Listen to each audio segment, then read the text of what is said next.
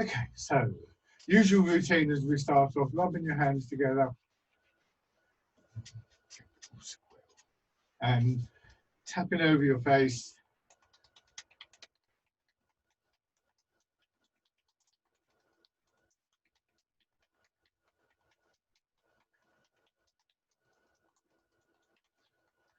And then up over your head and neck.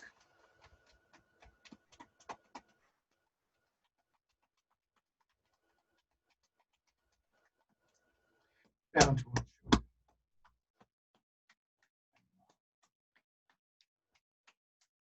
And just let the movements draw your attention to the part of the body that you're massaging. The other side.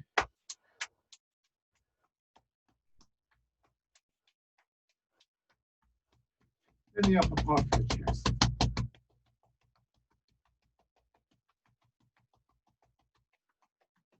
Nice and light on your belly.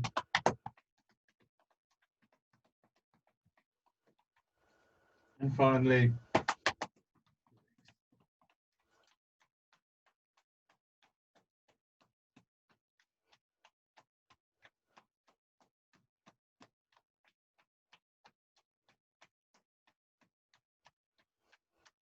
okay. So, reclining back in a way that hopefully is becoming familiar to all of you. This angled position really encourages a sort of almost a flopping into the chair. And this is a kind of first stage. So one of the ways of looking at these movements and the kind of like the progression of these movements is that we find a way of letting all the tightness, the stiffness drain away from the body. We have an emptying stage. That on its own is insufficient. That just leaves you like a kind of rag doll. You can't really move around or do anything. But after that, after we've done that, what we do is we look to this stronger feeling within the body as a way of sort of supporting us while we sit up, while we stand up, while we move. And they really work hand in hand. But in the first instance, what you need to do is to get that sense of emptying. And one of the things that we notice is that when we do that in this position, you sort of flop back into the chair and suddenly you're more aware of the chair. It may even be digging into you at points, it might not even be particularly comfortable, but you didn't notice it before. So now, bringing your feet in, coming forwards, about a third of your weight in your feet. And if you can't feel that, raise your heels for a few moments, feel the pressure from the balls of your feet. And when you've done that a little bit, slowly lower your heels down. And that same sense of draining away, of emptying, can leave you with a sense of, well, you're still upright. And I think sometimes we just unconsciously think that we need to be sort of tight and stiff, simply in order to be upright. And in fact, we don't. There is a stronger feeling, a stronger structure within the body. The skeleton is there for a start, your spine, the bones of the body. Other things are involved as well, though. So just taking note of that and being prepared to, in a way, kind of work with that feeling helps to replace that tightness with a supple strength.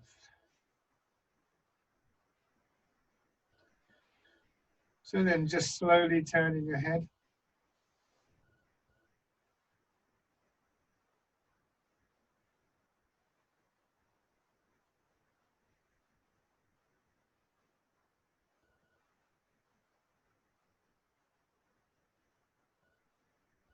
Nice smooth feeling, almost as though your neck were being massaged. And the feeling that the source of the movement is somehow lower down in your body, perhaps lower down your spine, rather than just in the neck itself. And one of the ways that we encourage this feeling, the stronger, more connected quality to come through, one of the really important ways is through imagery.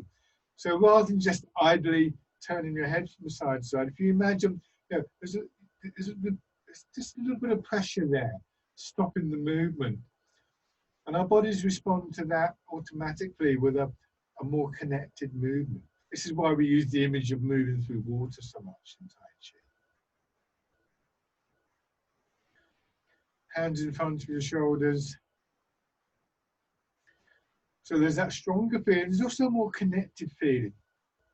Now, I think this is the exercise where I really began to realize how important that was.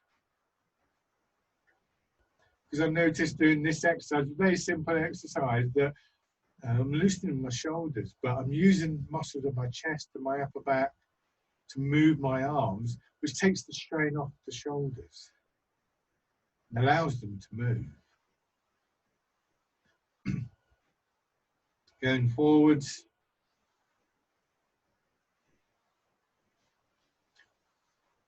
So not only are these initial exercises important and useful for the joints, the different parts of the body in their own right, they're also really good ways of building up an awareness of principles and movements that we're going to make when the movements become a bit more complicated. Now your hands down to your sides, out just a little bit. Spread your fingers out and just rotating your arms. So you've got a round pillow or ball either side. And again, this rotation is down into your shoulder. So once again, if you do one hand and put the other hand here, just in front, just where your arm meets your chest, you'll feel a change there as your arm moves forwards and backwards. And that's just one way of sort of like getting to know what's going on. Keeping that feeling, but now raising your hands a little bit, winding them around.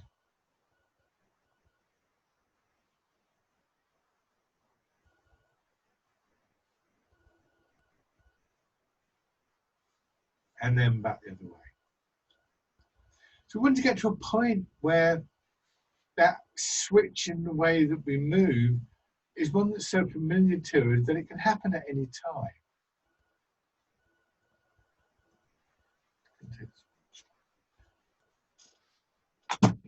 Now, rest your hands, easing forwards and backwards. Something I try and remind myself to do every now and then is to, if I'm walking to the shops or something like that, just to remember what it's like to move in Tai Chi and see if I can get a degree of that just in my everyday activities. Because a lot of it is to do with a change in perceptions and change in our minds. So in theory, that should come quite quickly, quite easily.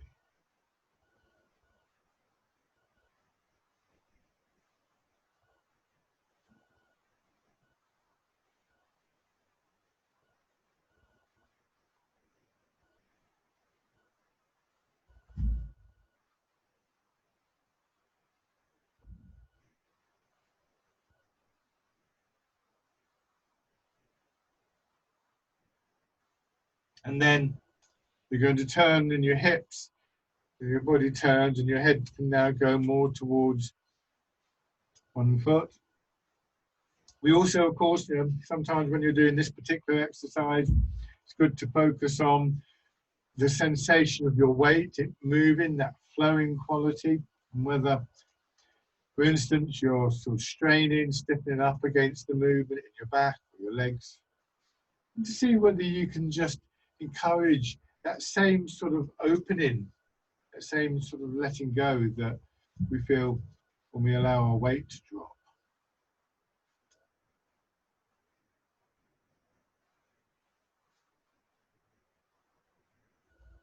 In the other direction. And remember that the weight transfer is going to be a crucial driving force for moving our arms. So we want it to be as good as possible.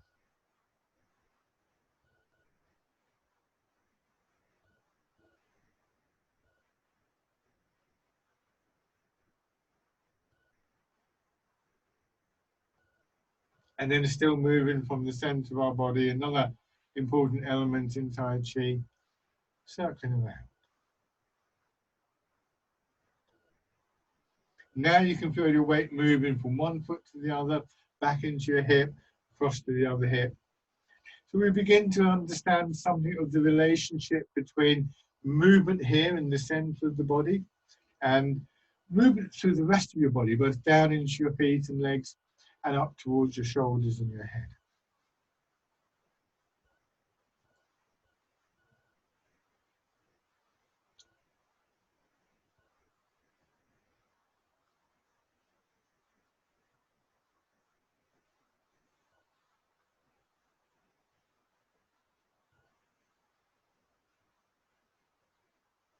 And back the other way.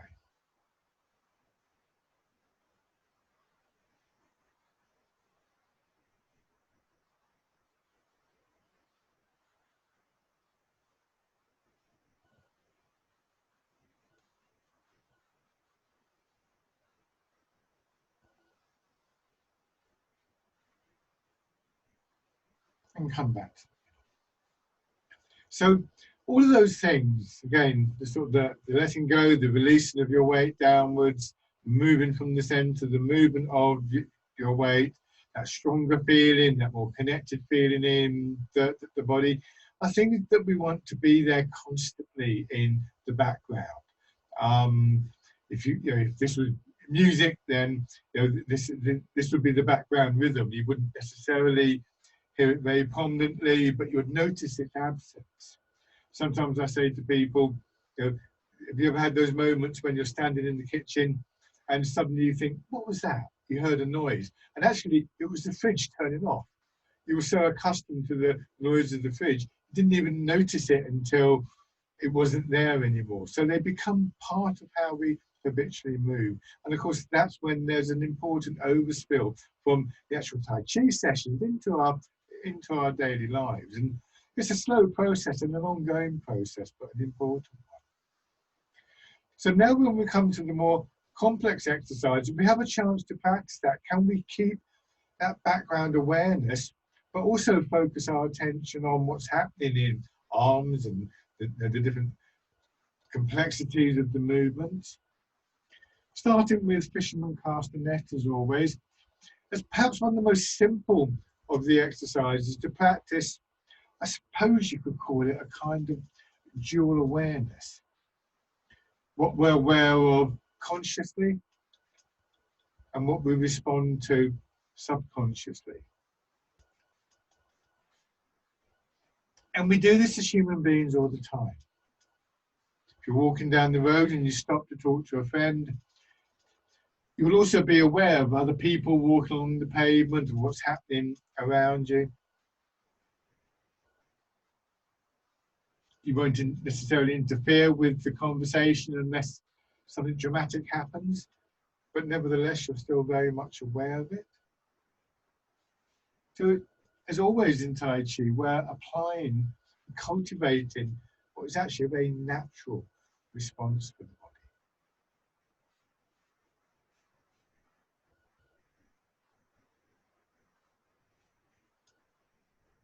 Nice and smooth. Think about that nice wave-like movement through your body. Think about the rhythm of the movement. We extend out, we draw in, we extend out, we draw in.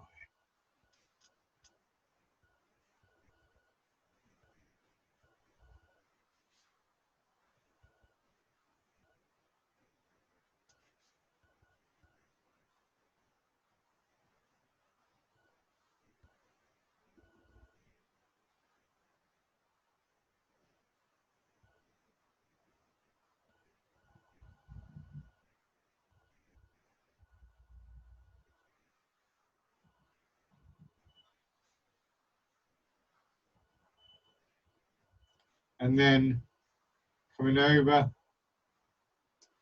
So as we go through the different exercises, it really becomes increasingly challenging to make them work, to keep that awareness, to keep the right movement.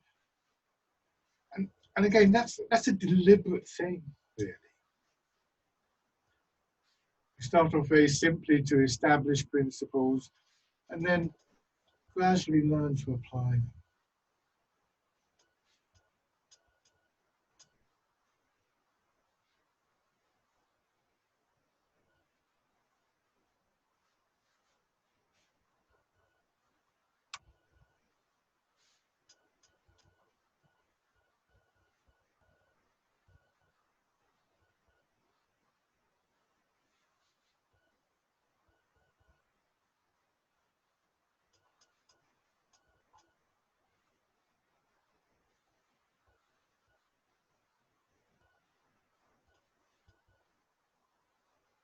Knees back, draw away, pigeon spreads its wings.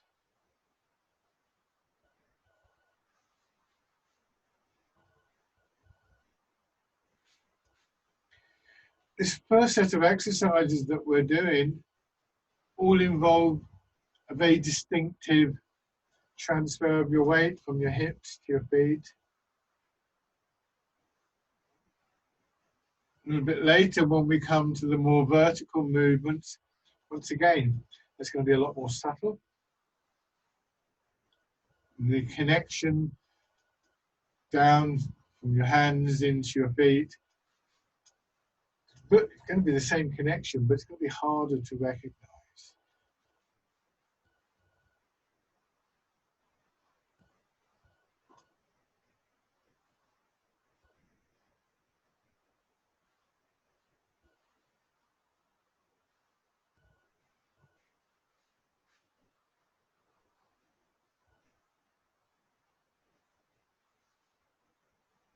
One more time. Pushing away.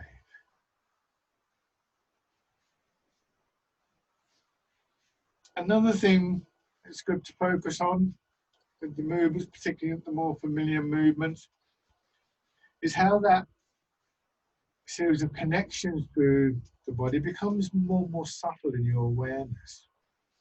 We start to recognize smaller and smaller changes that effectively quite naturally coordinate with each other.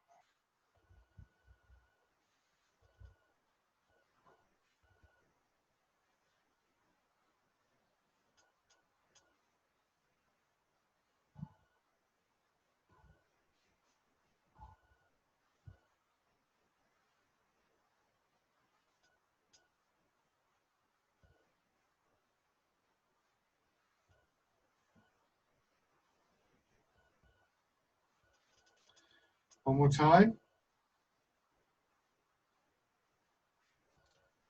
And then your hands fisted. So the more we try and recognize these different elements, the more we can recognize.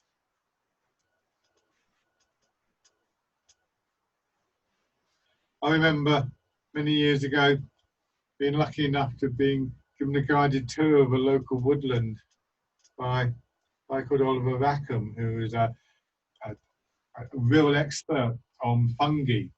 Now, I can walk through a wood and notice the birds fairly successfully, but struggle to notice different fungi and certainly not to identify them. He seemed to know them by sort of like first name terms because he'd always done it. He trained himself to recognize different fungi and different sort of recognition patterns and so on and so forth. And we do this a lot. You know, if you're a gardener and you recognize plants, you'll recognize plants more easily than somebody who doesn't really pay that much attention to them. So the more attention you pay to subtle changes and movements and principles within your body, the more you'll be able to recognize both them and other things going on. Now, from here, let's go back to the pigeon spreads its wings. Do our little sequence of 3. Putting back and pushing forwards. Give us a chance to notice the change, the point of change. What are the significant changes from one movement to another for you? There's all sorts of things, really. It could be to do with an image, physical movement. Could be quite a personal thing. Could be just be some kind of idea that you have about a movement.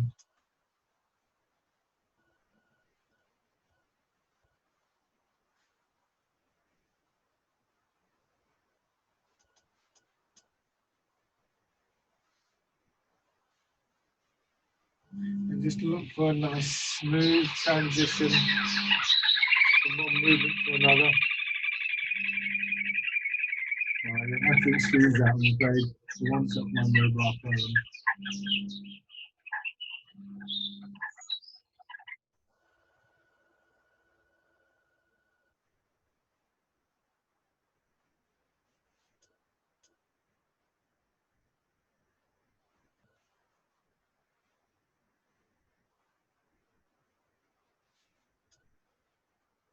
Let's do this one more time.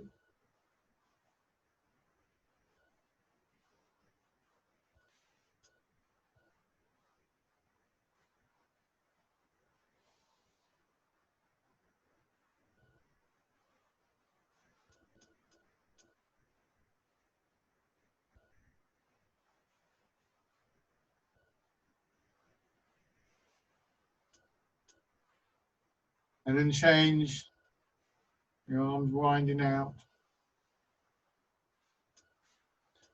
This sort of combines the weight movement with that earlier idea of the arms rotating around a pillar or a ball. But turn around so you can see from the side. I can only really do it with one hand.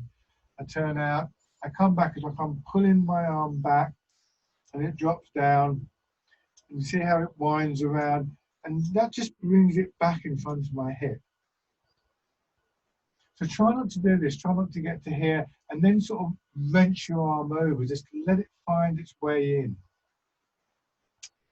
Like water flowing through a crack in a rock, finding the path of least resistance for the movement, for a movement that could be quite kind of tight in our shoulders.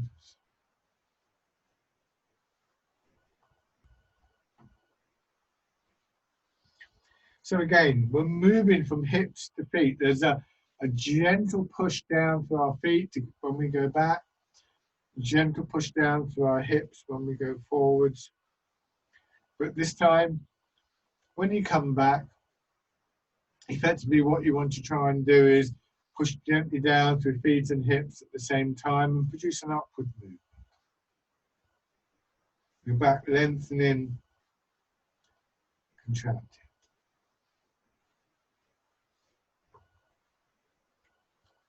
So again, as I've noted before, it's an interesting sort of aspect of this that there's always an opposite movement somewhere in Tai Chi.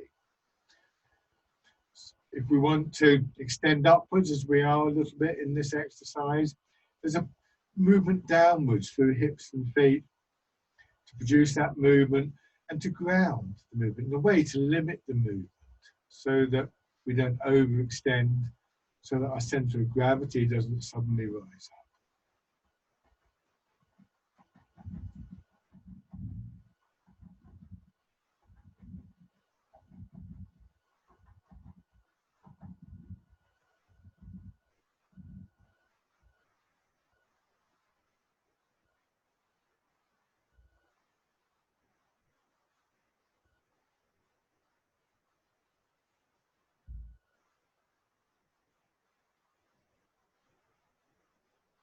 And then change into the wild goose.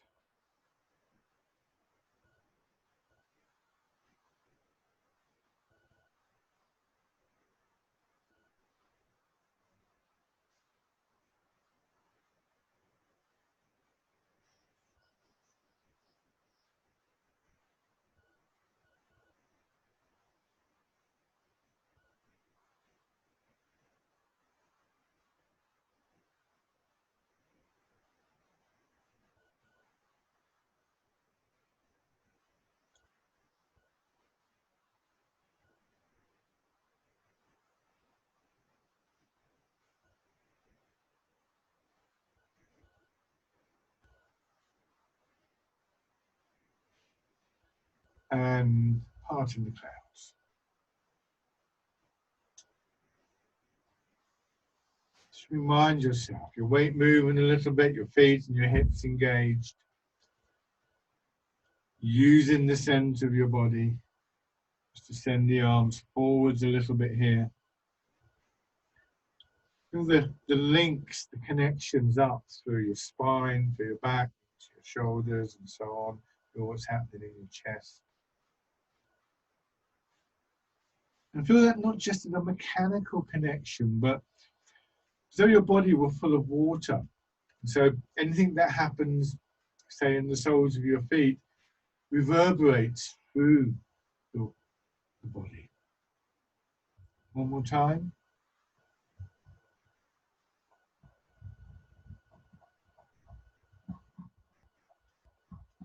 And then your hands down. So now dragon plucks the stars from the sky. One interesting image that we might choose to play with actually is to think of our body as being a bit like a balloon. And there's a couple of elements to that. One is that, going back to this idea of an inner strength. If you have an inflated balloon and you push on either side of it, the first few millimeters, there's very little resistance.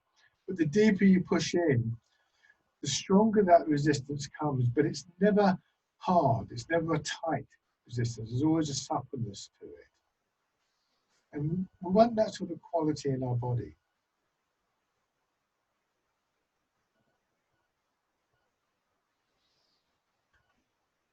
Another important element is that if you were to just press on one side of the balloon and could somehow measure on the opposite side of the balloon the pressure on the skin of the balloon, pushing anywhere on the balloon would change that reading. So, there's a continuity, there's a connection through the whole of the balloon. And again, a little bit of movement or change in our feet, and in theory, have quite an effect on our arms and our hands.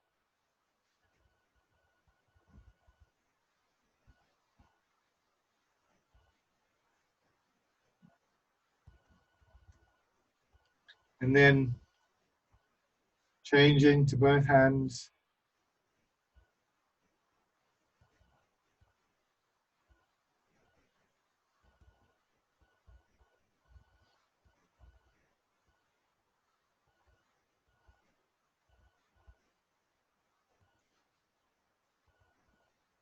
Awareness is an interesting thing.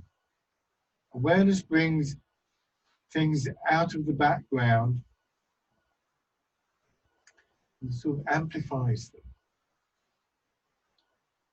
You're standing in a crowded room talking to somebody, your attention gets distracted. You might have to ask them to repeat it and concentrate a little bit more, be more aware of what they're saying.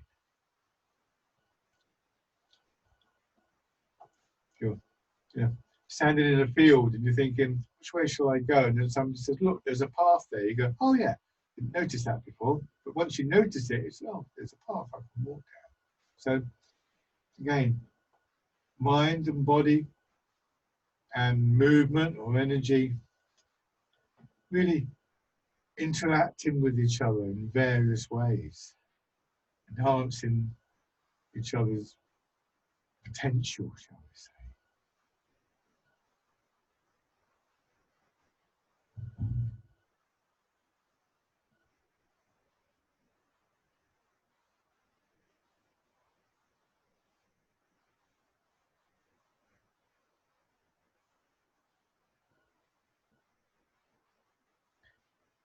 It's time to see if it's comfortable for you to add the turn.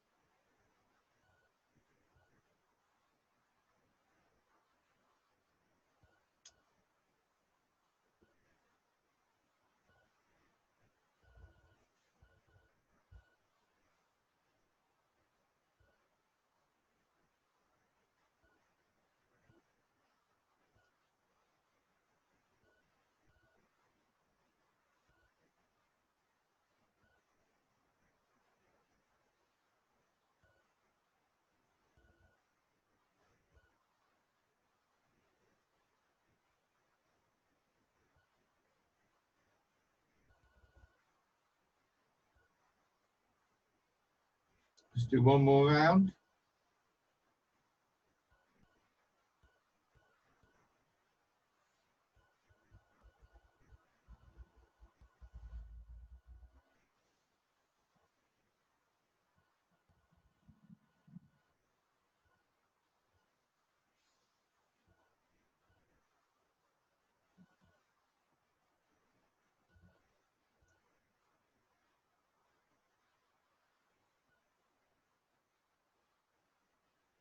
Extending one foot, scooping the sea and looking at the sky.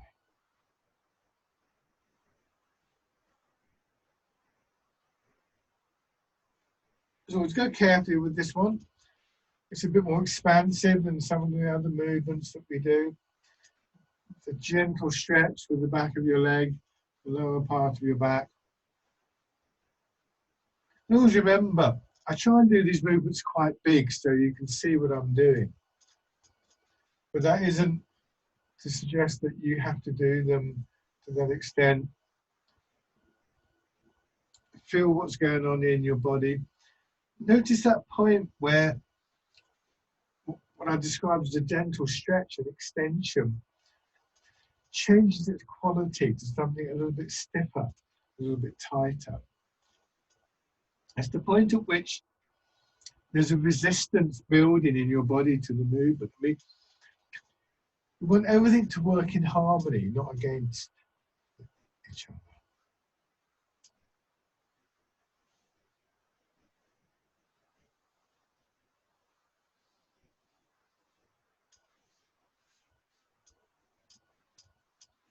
And then this time, changing, hands fisted, grasping the tiger's ears. That harmonious movement, the flow, however you think about it, is one of the foundations of Chinese medicine. One of the aims, if you like, acupuncture, massage, Chinese herbalism, to restore the flow of movement, to restore the harmony, mind and body and movement, energy, as the sort of foundation for good health and well-being.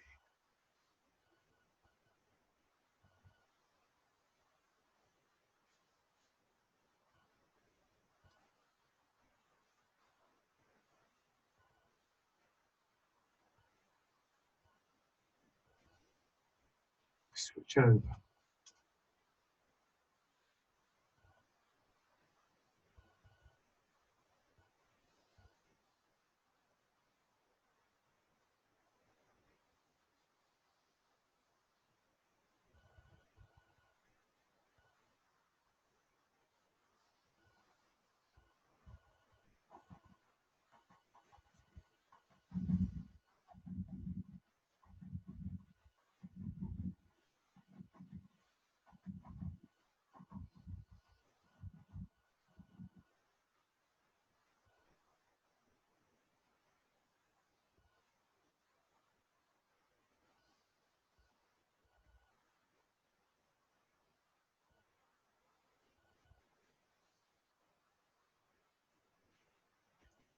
And then came back.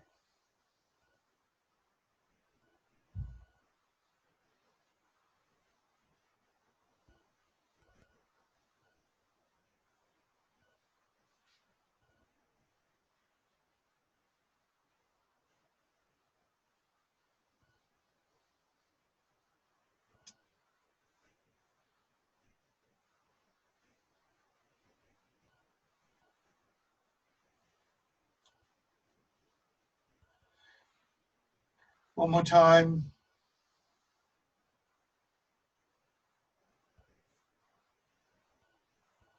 Bring the feet back.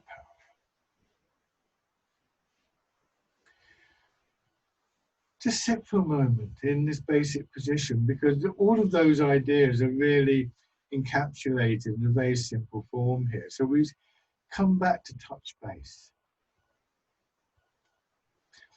One of the terms for, I suppose, what you might call the feeling, the sensation that you get when you're in this position, the Chinese term is zhongding, which we translate usually as central equilibrium. And one way of looking at everything that we do is that it's taking that idea, that feeling, awareness of central equilibrium, and sort of seeing how far we can take it out into the rest of our lives. Inevitably, we reach a point where we lose it, and then we want to be able to come back to it.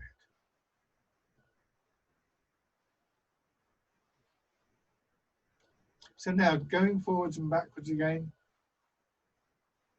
and this time adding a turning movement in. So remember, we go towards one knee and then back, and then in the other direction. And we go into hitting the ball in front of the shoulder.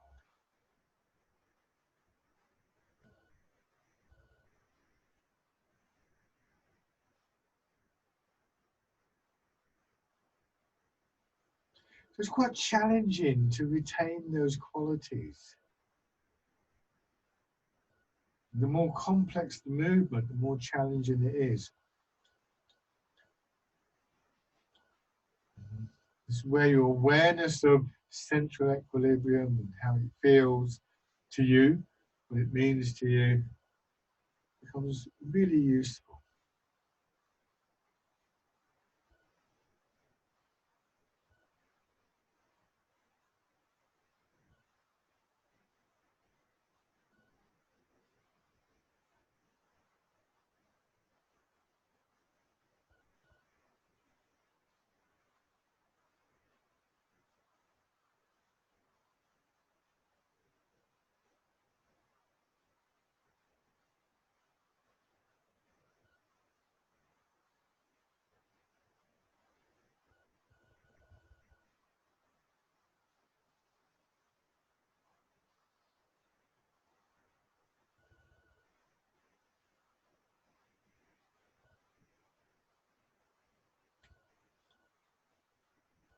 One more on each side.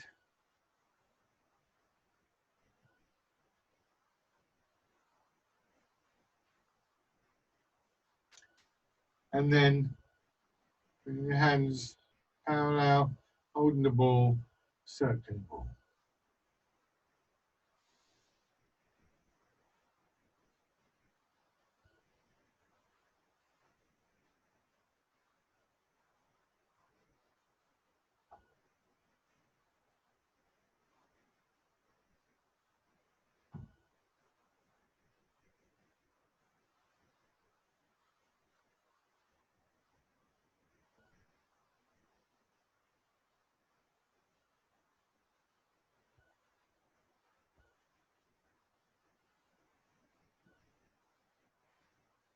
And then back in the other direction.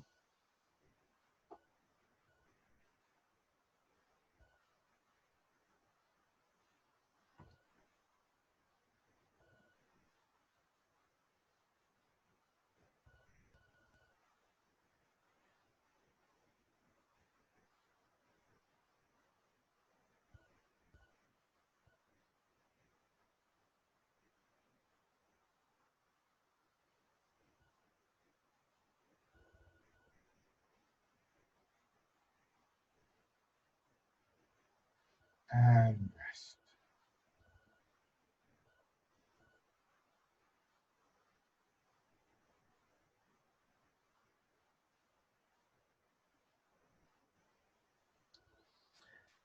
Okay, now once again, open your hands together. And tapping over your face.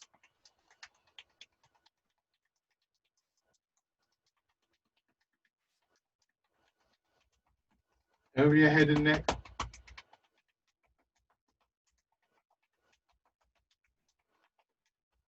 Down to one shoulder. And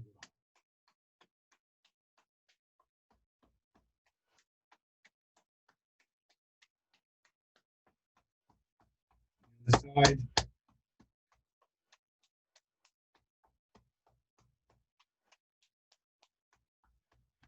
Upper part of your chest.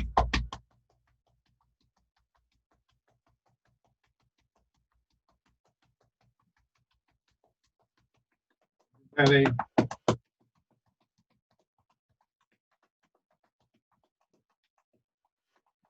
and then the legs.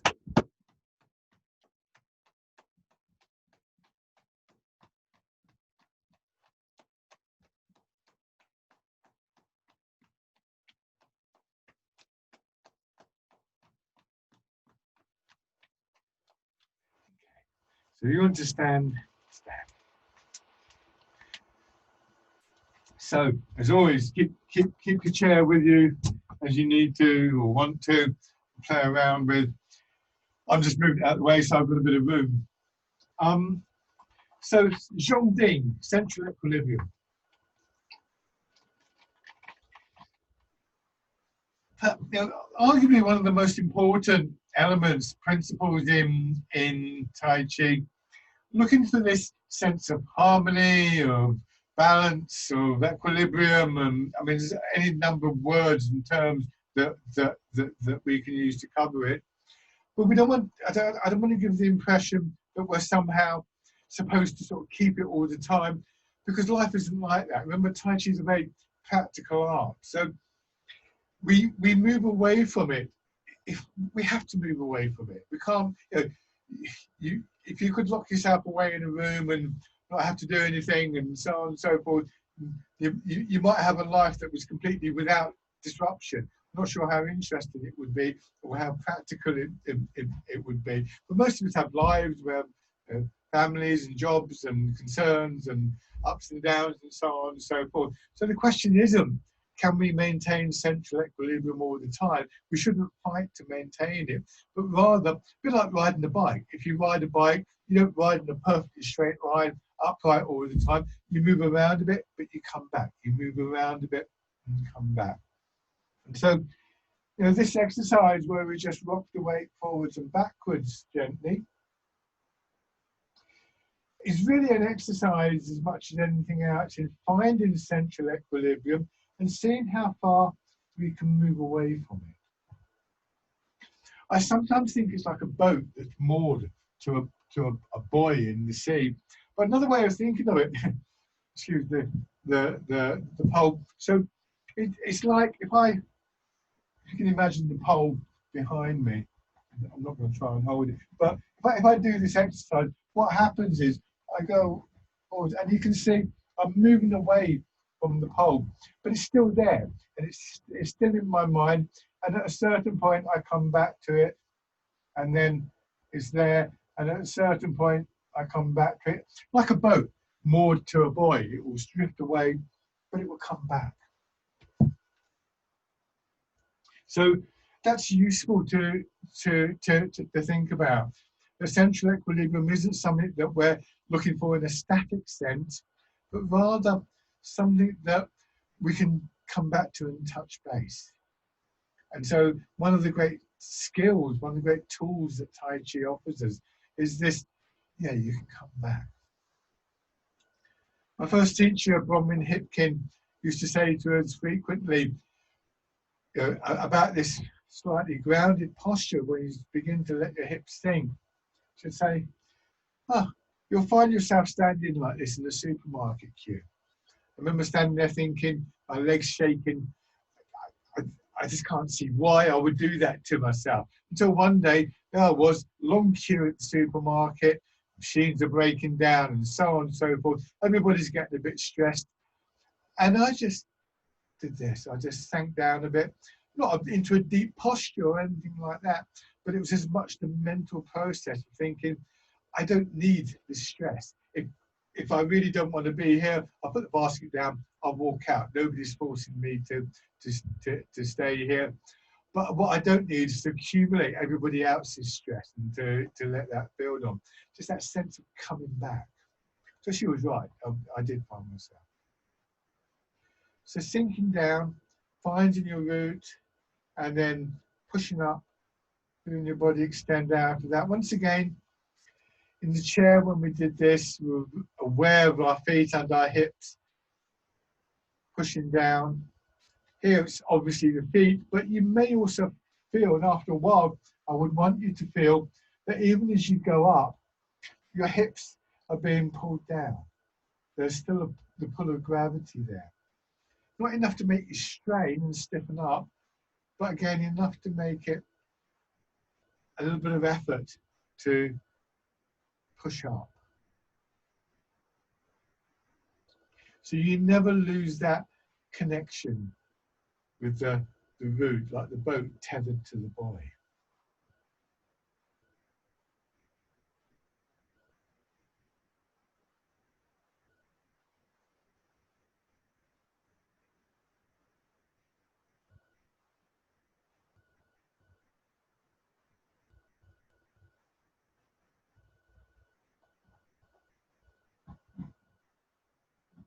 One more time.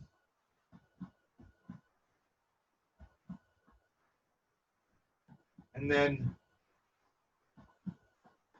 changing, wild goose again.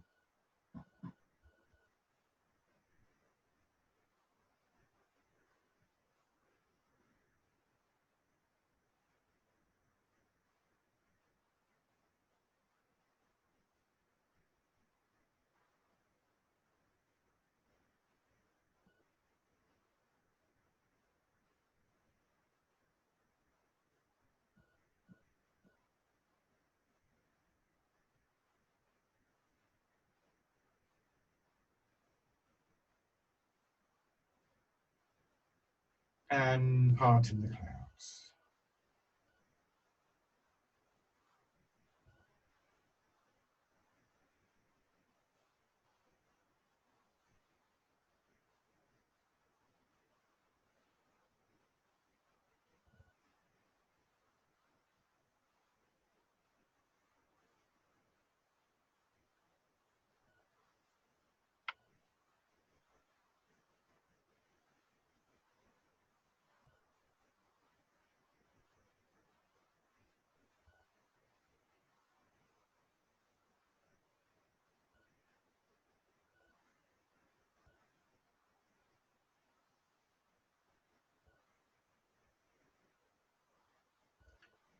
Good.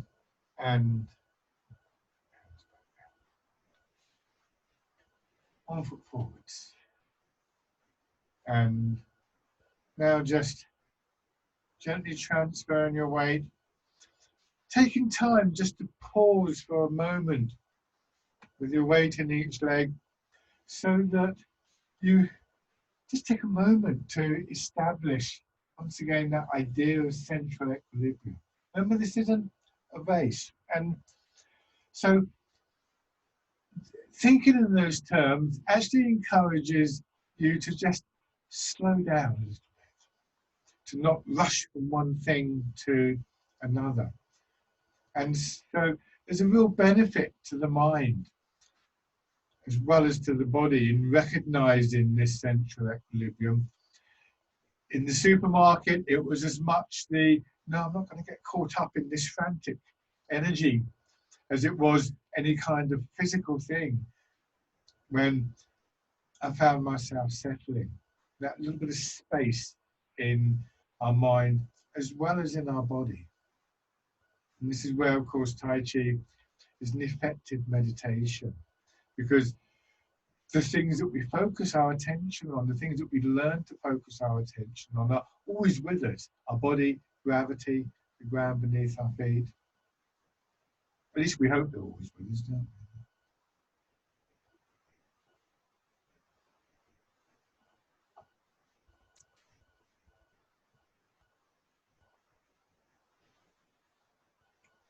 Shake out. And then on the other side,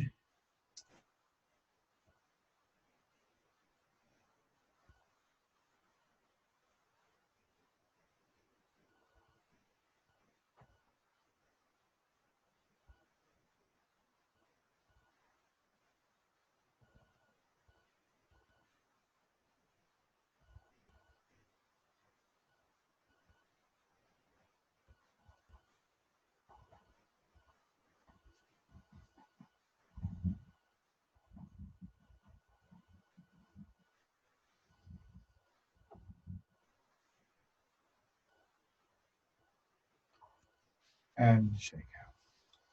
So that space in the mind, that moment of just, if you like, stopping, or however you think about it, is a really valuable thing in our culture. I think you may have come across terms like mindfulness. These are now techniques being used in our own health service. They're used for people with chronic pain, people with mental health issues, stress issues, so on and so forth, because it's very effective, very simple, and can have really quite massive benefits. From a Tai Chi point of view, it's important to recognize these things from a sort of physical point of view, if you like. When we do something like fisherman cast the net, again, this nice simple exercise, it's actually in that moment of pausing, as I described it, that the arms swing out. We don't do this. You can see when I do that, can you see the angle of my body? It's slowly pulling me forwards. My focus of my attention is here, or at least some of it is here. I sink down there, and that seems to release the arms, and that's much more stable. So a fisherman cast the net. So this has a big effect on the way that we move generally. And we gradually find in our lives that we're changing how we move in our everyday life. People come back to me and they say they're walking down the road and suddenly they felt that they were walking differently, or standing at the bus stop, or whatever, that kind of thing. And in many ways, I think that process is led by our awareness.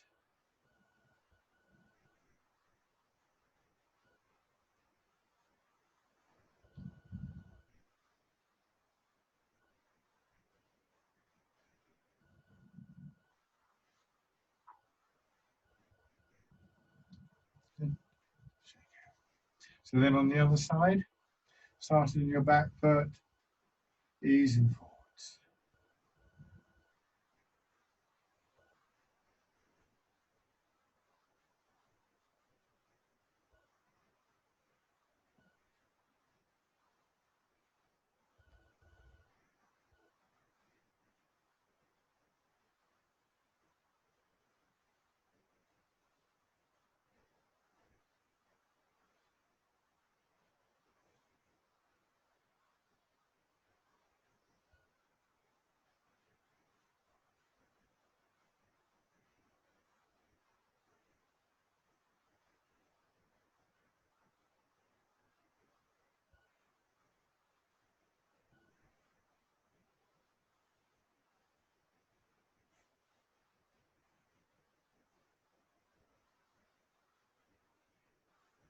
One more time. And then come back and stand, and just find that quality of equilibrium for a few moments.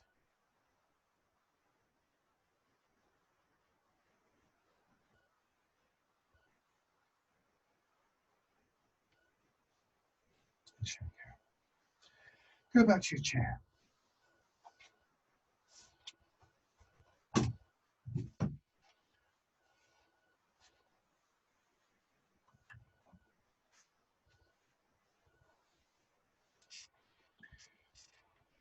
So take a few moments after the sort of more complex exercises to come back. And there's a real benefit in thinking about this posture, whether it's the seated or the standing equivalent, it doesn't matter. It's given a very high priority. I've known leading teachers, Chinese grandmasters, to really spend a lot of time with people getting this basic posture right, and bringing our attention to it and so on. When I say considerable amount of time, been in situations where I've been standing in that basic posture for an hour or so as the teacher goes around and corrects. It's a bit of a physical endurance, but it gives you an idea of how much emphasis is actually placed on it, because it establishes the baseline, as it were, the thing that we're trying to take in to all these other aspects. So Embrace Tiger, Return to Mountain once again encapsulates this idea of coming back. And I think, as always, there's lots of ways we can think about it. You might want to think about, if you breathe in, the image of the mountain for me is a great one. It still has a quality of stillness, but also strength to it. It could be lots of things that you experience. So when we do this last exercise, give yourself a few moments just to notice what there is to notice. What is the thing that you would want to take away with you, so that the next time you're standing in the supermarket queue and it's a bit stressful sort of situation, what would you want to recall? What would bring you back and just take you away from that edge, as it were? So hands at your sides. If you want the breathing pattern, if it suits you, you breathe in as you push up. Breathe out as you bring your arms around to hold the ball against your chest. Breathe in as you draw in, and breathe out as you sink down. It doesn't have to be done with the breathing pattern though, so whatever works for you.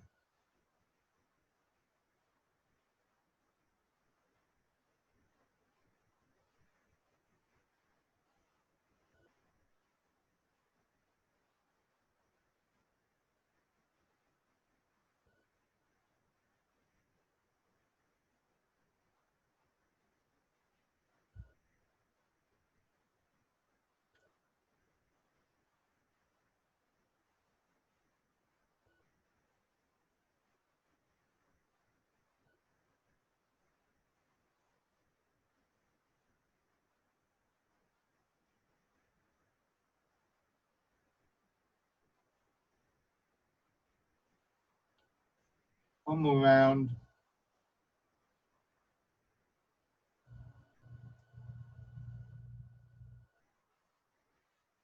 And rest.